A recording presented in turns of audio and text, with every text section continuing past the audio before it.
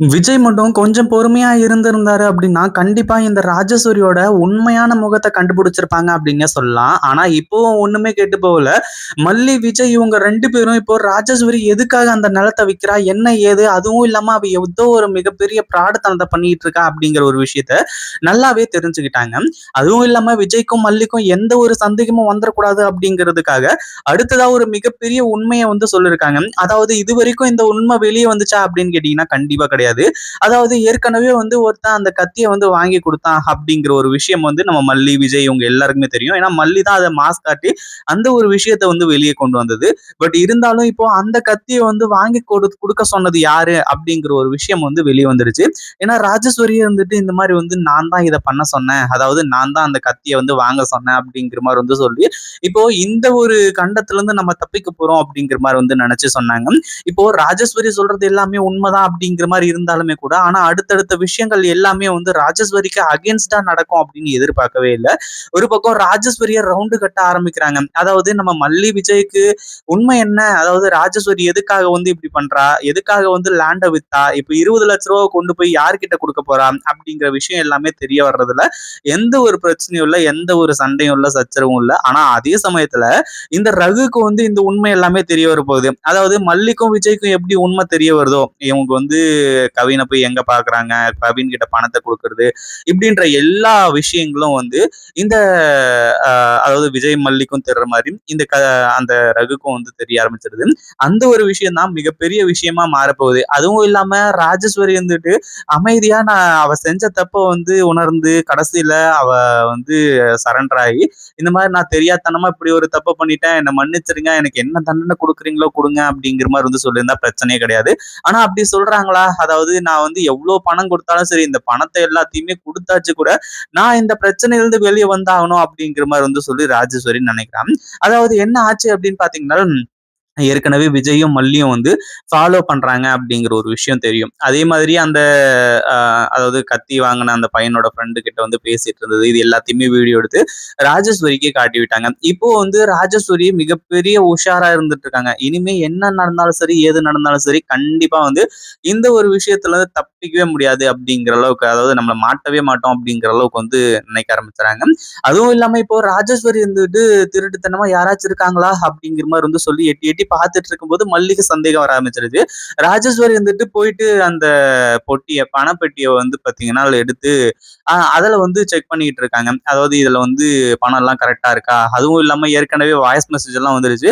இந்த மாதிரி கவின் வந்து சொல்லிட்டான், இந்த மாதிரி வந்து நான் சென்னைக்கு வந்துட்டேன், உடனடியா இந்த ஒரு லொகேஷனுக்கு பணத்தை கொண்டு வாங்க அப்படிங்கிற மாதிரி வந்து சொல்லி அந்த ஒரு காரணத்தினால அந்த பணத்தை வந்து வெளியே எடுக்கிறாங்க. வெளியே எடுத்து அதை கொண்டு போய் வந்து கொடுக்கலாம் அப்படிங்கிற மாதிரி வந்து சொல்லி இப்போ ராஜேஸ்வரி வந்து எந்த ஒரு காலத்துலயும் அவ வந்து பணம் கொடுத்து உதவி பண்ற கேரக்டர் கிடையாது அப்படி இப்படின்ற மாதிரி நிறைய விஷயங்கள் தெரியும். அதே மாதிரி இப்போ ராஜேஸ்வரி லட்சமா பணம் வச்சுட்டு இருக்கிறத பார்த்த உடனே பயங்கரமான அதிர்ச்சி. அப்படியே பயங்கர ஷாக்ல இருந்துட்டு இருக்காங்க. அதுவும் இல்லாம ராஜேஸ்வரிக்கு எதுக்காக இவ்வளவு பணம் இப்போ லிக்விட் கேஷா வந்து தேவைப்பட்டிருக்கும் அப்படிங்கிற மாதிரி வந்து சொல்லி யோசிக்க ஆரம்பிச்சுறாங்க. அதே மாதிரி ராஜேஸ்வரி திருன்னு முடிக்கிறதுலயே மல்லிக்கு எல்லாம் டவுட் வர ஆரம்பிச்சிருச்சு. ஏற்கனவே வந்து மாட்டினாங்க, பட் இருந்தாலும் அந்த ஒரு விஷயம் எல்லாம் வந்து அவ்வளவு பெரிய சீன் எல்லாம் கிடையாது. இந்த கவினோட விஷயம் தான் இப்ப மிகப்பெரிய விஷயம். அதாவது நம்ம மல்லி, விஜய் இவங்க 2 பேரும் இந்த ராஜேஸ்வரிய ஃபாலோ பண்றாங்க. அதே மாதிரி ரகுவும் வந்து ஃபாலோ பண்றாங்க. ஆனா ராஜேஸ்வரி லேசுப்பட்டாளா அப்படின்னு கேட்டீங்கன்னா கண்டிப்பா கிடையாது. எப்படி இருந்தாலும் இவங்களை நம்ம ஃபாலோ பண்ணுவாங்க அப்படிங்கிற மாதிரி வந்து சொல்லி இங்கிருந்து வந்து கிளம்பும்போது உஷாரா வந்து இருந்துட்டு இருக்காங்க. ஆனா அதே சமயத்துல நம்ம மல்லி வந்து ஒரு மிகப்பெரிய சூப்பரான ஒரு வேலையா செய்யறாங்க. என்ன அப்படின்னு பாத்தீங்கன்னா, அதாவது பின்னாடியே ஃபாலோ பண்ணிட்டு போனாதானே வந்து நீ கண்டுபிடிச்சிருவ, பின்னாடி நாங்க ஃபாலோ பண்ண போறது கிடையாது அப்படிங்கிற மாதிரி வந்து சொல்லி இப்போ ஒரு போன்ல வாட்ஸ்அப் லொகேஷன் ஆன் பண்ணி அதை வந்து இந்த ராஜேஸ்வரியோட போன் இதுல கார்ல வந்து போட ஆரம்பிச்சுறாங்க. இப்போ கார் எங்க போனாலுமே நம்ம மல்லிக்கும் விஜய்க்கும் தெரிஞ்சிடும். அப்படிதான் இப்போ பின்னாடியே வந்து வாட்ச் பண்ணிக்கிட்டு இருக்காங்க. அதே மாதிரி இப்போ ராஜேஸ்வரி ஏற்கனவே அந்த பையனுக்கு கொண்டு போய் பணத்தை கொடுத்தான். அது எவ்வளவு ஒரு 10,000மோ 20,000மோ அவ்வளவுதான் இருந்திருக்கும். ஆனா இதுல லட்சமா இருக்கு, கிட்டத்தட்ட 20 லட்சம் இருக்கும். கண்டிப்பா இவ எங்கேயோ கொண்டு போறா, எங்க கொண்டு போவா அப்படின்ற மாதிரி வந்து சொல்லிதான் இப்போ வாட்ச் பண்ணிட்டே இருந்தாங்க. ஆனா கடைசியில வந்து கவின் கிட்ட போய் தான் வந்து இந்த பணம் சென்றடையும் அப்படின்னு சொல்லிட்டு கொஞ்சம் கூட எதிர்பார்க்கவே இல்லை. ஏன்னா ராஜேஸ்வரி கவினுக்கு எதுக்காக பணத்தை கொடுக்கணும் அப்படிங்கிற மாதிரி ஒரு சொல்லி ஒரு மிகப்பெரிய அதிர்ச்சியான ஒரு விஷயமே இருக்கு. அதுவும் இல்லாம நம்ம விஜய்க்கும் மல்லிக்கும் ஒண்ணுமே புரியல. இவ என்னடான்னா வந்து கத்திய வந்து வாங்கி குடுக்கறதுக்கு சொல்லியிருக்கா. அடுத்ததா வந்து என்னடான்னா, இப்போ இந்த கவினுக்கு பணத்த வந்து குடுக்குறா. என்ன நடக்குதுன்னு ஒண்ணும் புரியலையே. இப்போ கவின வந்து எப்படியோ ஒரு வழியா கண்டுபிடிச்சுட்டாங்க. கவின் இங்க தான் இருக்கான் அப்படிங்கிற மாரி சொல்லி, அடுத்ததா அவன ஃபாலோ பண்ணா அடுத்தடுத்த விஷயங்கள் என்ன அப்படிங்கிறது தெரிஞ்சிரும். இப்போ விஜய் மல்லி மட்டும் கிடையாது. இந்த ரகுவும் தான் வந்து இந்த அ அதாவது அந்த கவின வந்து தேடுறாங்க.